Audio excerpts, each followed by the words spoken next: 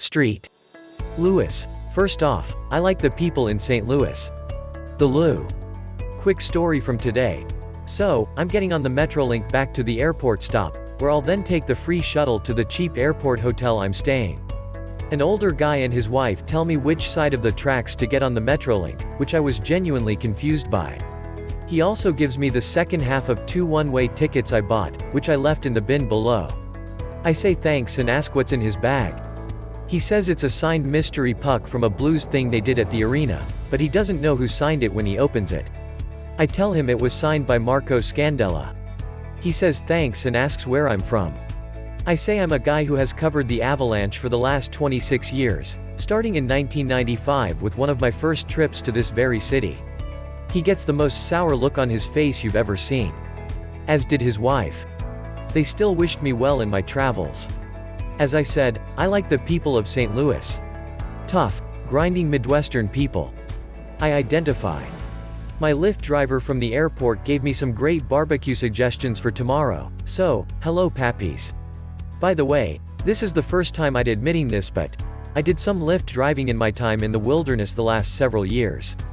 As I type this, I have 1,899 rides to my credit, and a perfect 5.0 rating. I don't think I've driven in more than 18 months, but I believe my driver status is still active on the platform.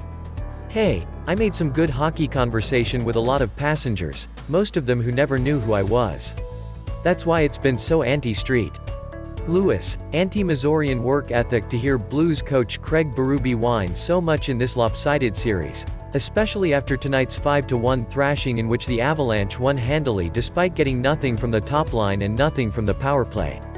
Hear Berube here and ask if he wants any wine with that cheese, seriously? Okay, I get it.